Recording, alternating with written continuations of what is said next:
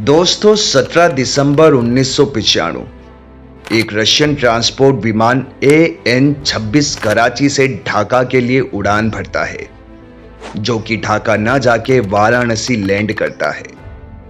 रिफलिंग के बाद दोबारा टेक ऑफ करता है और पश्चिम बंगाल के पुरुलिया डिस्ट्रिक्ट में तेजी से नीचे आना शुरू कर देता है।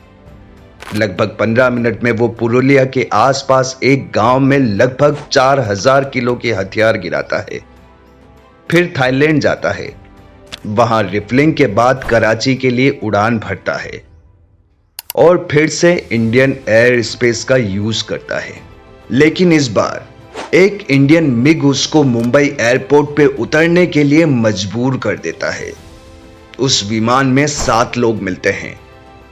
एक पीटर ब्लिच, जो कि MI5 का एक सीक्रेट एजेंट और रिटायर्ड ब्रिटिश काउंसलेंट था।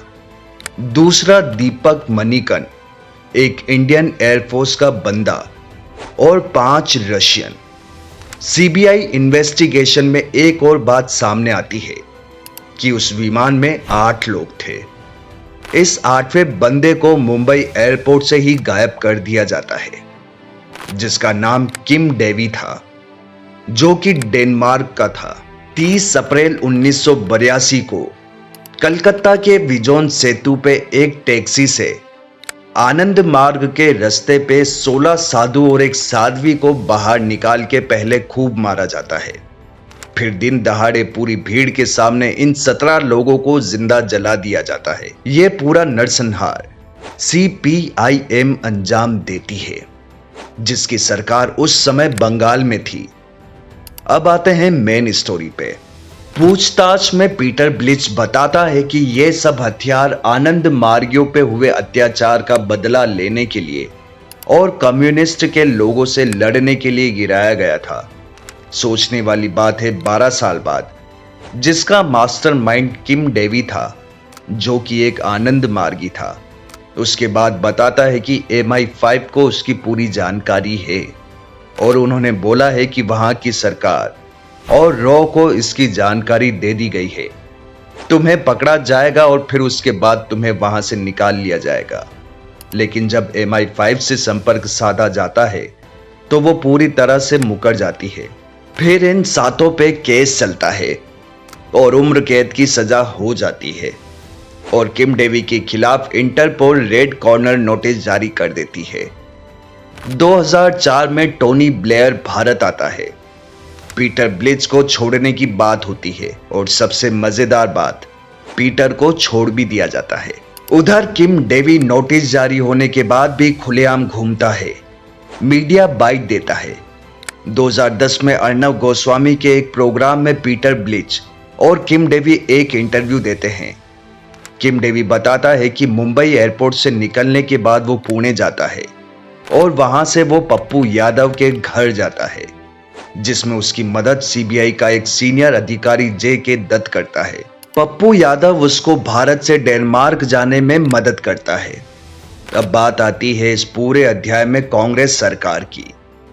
उस समय के CBI डायरेक्टर जोगिंदर सिंह कहते हैं कि वो खुद ही इस पूरी घटना को इन्वेस्टिगेट करना चाहते थे, लेकिन उनको सरकार द्वारा इससे दूर रखा गया।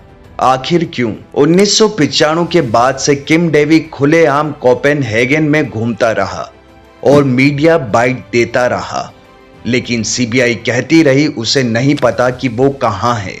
जिस रात जहां हथियार गिराए गए, वहीं से कुछ दूरी पे एयरफोर्स का कलाईकुंडा एयरबेस है, लेकिन उस रात इस एयरबेस के रडार को बंद कर दिया गया था। आखिर क्यों और किसके कहने पे? रडार बंद होने वाली बात कोर्ट में फैक्ट के रूप में है। रॉ के अनुसार उस समय के होम मिनिस्टर के जॉइंट सेक्रेटरी शांति प्रकाश को पहले ही इसकी जानकारी दे दी गई थी, लेकिन सरकार ने इस पे कोई कदम नहीं उठाया। बाद में शांति प्रकाश त्रिपुरा के जॉइंट सेक्रेटरी पद से रिटायर्ड हुए। सबसे चौंकाने वाली बात, हथियारों से लदा एक विमान कराची से उड़ता है, भारतीय एयर स्पेस में अपनी मनमर्जी करता है और फिर हथियार गिरा के चला जाता है। कोई रडार उसे नहीं पकड़ता और ना ही उसे रोका जाता है। 2010 में अर्णव गोस्वामी के शो पर किम डेवी के बयान के बाद भी पप्पू यादव से कोई पूछताछ नहीं होती। आनंद मार्ग हत्याकांड को बस एक बचाव एलिबाय के तौर पे यूज किया गया था। आखिर इसके पीछे का मकसद क्या था? पुरुलिया आर्म्स ड्रॉप केस राष्ट्रीय सुरक्षा के इतिहास में एक काला अध्याय है, जिसे कांग्रेस ने खूब अपनी मनमर्जी से खेला। सीबीआई से लेकर तमाम सुरक्षा एजेंसियों को तोता कैसे बनाया जाता है, ये इस पूरे बानगी की एक मिसाल है। ये इटली वाली जितनी ऊपर है, उससे कहीं ज्यादा नीचे। ये पूरी घटना पब्लिक डोमेन गूगल पर उपलब्ध है। दोस्तों, अगर वीडियो पसंद आया हो तो वीडियो को शेयर करना और चैनल को सब्सक्राइब करना ना भूलें, और कमेंट बॉक्स में जरूर बताएं कि अगला वीडियो आप किस टॉपिक पर चाहते हैं।